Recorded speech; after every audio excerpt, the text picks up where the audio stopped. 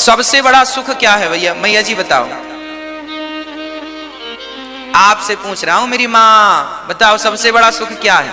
सबसे पूछ रहा हूं आज, सबसे बड़ा सुख क्या है? हाँ? हाँ? सबसे बड़ा सुख है संतोष। गौधन गज धन बाज धन और रतन धन खान, जब आवे संतोष धन सब धन धूरी समान। सबसे बड़ा सुख है संतोष। हमारे पास 1000 रुपए में भी संतोष है तो हम उससे अच्छे हैं जिसके पास 1 लाख तो है पर उसके पास संतोष। 1 लाख आपके पास है पर संतोष नहीं है, और मेरे पास 1000 है पर संतोष है, तो आपके 1 लाख से अच्छा मेरा 1000 है, क्योंकि मेरे 1000 में मुझे संतोष है।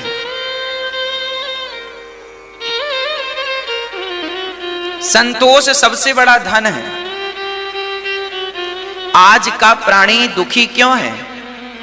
क्योंकि उसके पास कमी दौलत की नहीं है, कमी संतोष की है।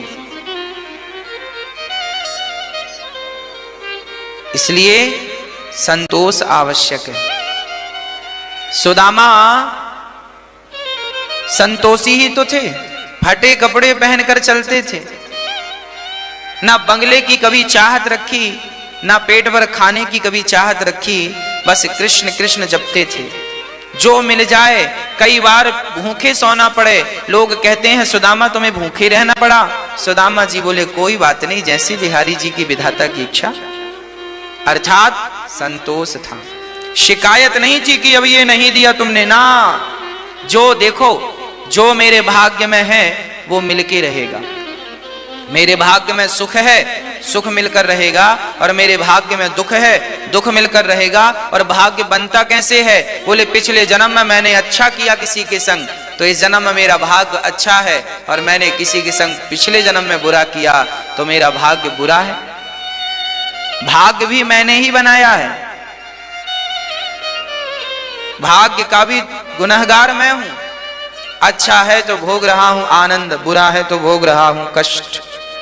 को ना काहू को सुख दुखे कर दाता, निज कृत कर्म भोग सब भ्राता।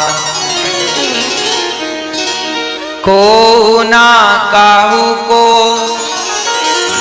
सुख दुख कर दाता, निज कृत कर्म भोग सब भ्राता। कोई सुख का कारण नहीं है, कोई दुख का कारण नहीं है। आपके अपने अच्छे कर्म ही सुख हैं, आपके बुरे कर्म ही दुख हैं। आप अपने ही दुख के कारण हैं, आप अपने ही सुख के कारण, आप खुद। इसलिए हम किसी पर दोष ना दें कि तेरे कारण काम बिगड़ा, तेरे कारण ऐसा, ना, को ना काहू को। आप ही संतोष रखें। 100 रुपए की साड़ी पहनो तो संतोष हो, और 1000 10,000 की भी कोई पहन के घूमे और वो संतोष नहीं है, तो वो तो 100 रुपए की साड़ी पहन के संतोष जिसको है वो ही अच्छा है। इसलिए घास की झोपड़ी है आपकी और आपको उसमें संतोष है, तो आप रावण के महलों से भी आनंद में हैं, क्योंकि उसे उस महलों में भी संतोष ही तो नहीं था। हाँ, संतोष। आपका पति काला है, पत्नी काली है, और आपको अपनी काली पत्नी पर, काले पति पर संतोष है, सांवले पर संतोष है, तो फिर गोरे की जरूरत नहीं है। और गोरी पत्नी हो, गोरा पति हो, सुंदर हो पति और पत्नी, और फिर भी संतोष ना हो, तो फिर क्या फायदा? रावण के पास मंदोदरी जैसी पत्नी थी, फिर भी संतोष नहीं था, तो दूसरी नारियों को चुरा चुरा के ले आता था। रावण संतोष ही तो नहीं था रावण के पास। अर्थात आप अपनी पत्नी से संतुष्ट रहिए, अपने पति से संतुष्ट रहिए, अपनी कमाई से संतुष्ट रहिए, अपनी साइकिल से संतुष्ट रहिए, अपनी झोपड़ी से संतुष्ट रहिए। विधाता ने तुम्हें जो दिया है उसमें खुश रहिए। और आप तरक्की चाहते हैं तो अच्छी बात है, उसके लिए ईमानदारी से मेहनत करते रहिए। भगवान जहां जहां पहुंचाते जाएं सो पहुंचते जाओ भगवत कृपा से। जीवन में दुखी ना हो आप, बस मैं ये चाहता हूं। आप जीवन में कभी दुखी ना हो, बस मेरी ये चाहत है आपके लिए। आप सुखी रहें, आप घास की झोपड़ी में भी रहें तो मैं आपकी होठों पे मुस्कान देखना चाहता हूं, और आप महलों में रहें तो भी आपकी होठों पे मुस्कान देखना चाहता हूं।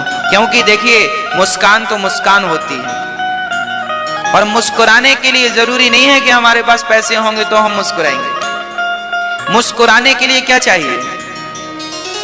बोलो, मुस्कुराने के लिए क्या चाहिए मेरी मां? बोलो, मुस्कुराने के लिए मुस्कान चाहिए। मुस्कुराने के लिए क्या चाहिए? इसलिए मुस्कुराइए, जरा हमें मुस्कुरा के दिखाइए। कैसे मुस्कुराते हैं आप लोग? बस ऐसे ही आप मुस्कुराते रहें, सदा ऐसे ही खिलखिलाते हंसते रहें। और ये हंसी तब बनेगी होठों पे जब आपके जीवन में संतोष आना स्टार्ट हो जाएगा। संतोष आएगा तो मुस्कान आएगी, संतोष जाएगा तो मुस्कान भी जाएगी। इसलिए संतोष लाइए, संतोष लाइए। संतोष भगवान की भक्ति है। आठव जथा लाभ संतोषा, सपने हूँ नहीं देखहीं पर दोषा।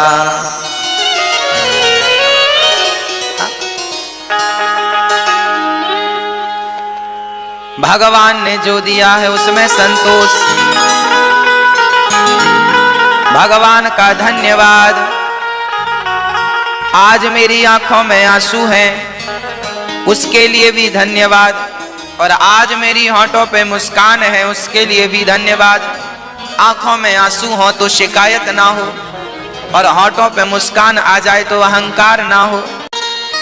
नारद जी ने कहा, व्यास जी आप बड़े उदास हैं, बड़े दुखी हैं, बड़े परेशान हैं, आपकी परेशानी का कारण क्या है?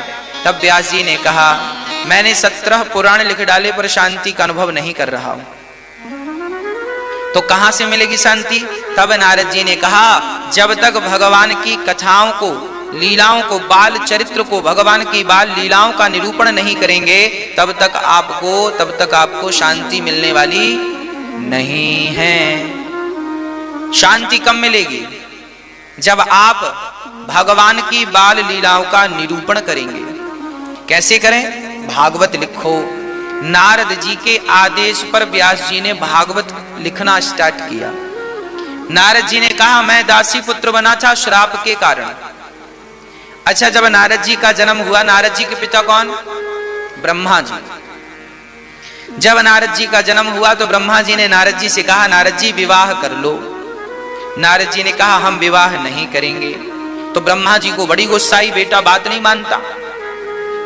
तो ब्रह्मा जी ने श्राप दे दिया, जाओ तुम शूद्र हो जाओ, बात नहीं मानते हो पिता की। नारद जी ने कहा, कैसे निर्दयी पिता हो तुम, हमें शादी करा के और हमें संसार में बांधना चाहते हो। अरे हम तो भगवान के भजन में लगना चाहते हैं, और आप जबरदस्ती कह रहे हैं शादी कर लो, शादी कर लो। हमारा मन भगवान में है, हम क्यों कर लें शादी? और आपने हमें श्राप दे दिया तो जाओ हम भी आपको श्राप देते हैं, आपकी 12 कल्प में पूजा नहीं होगी। आज ब्रह्मा जी की पूजा नहीं होती ना कहीं, लोग ज्यादा जोर जोर से बातें नहीं करते।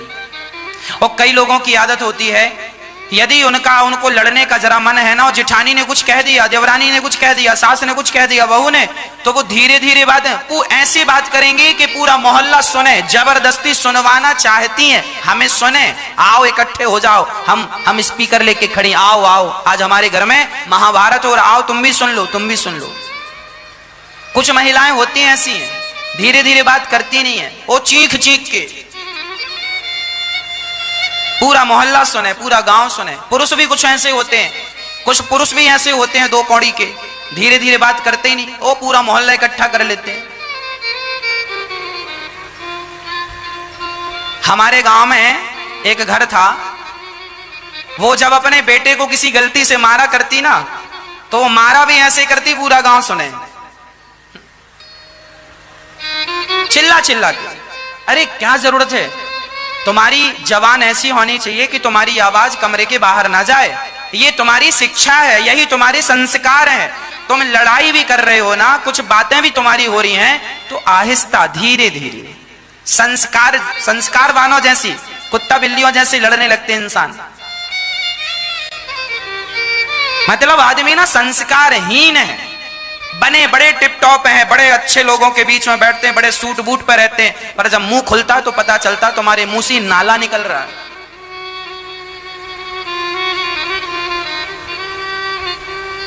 धीरे धीरे बोला करो।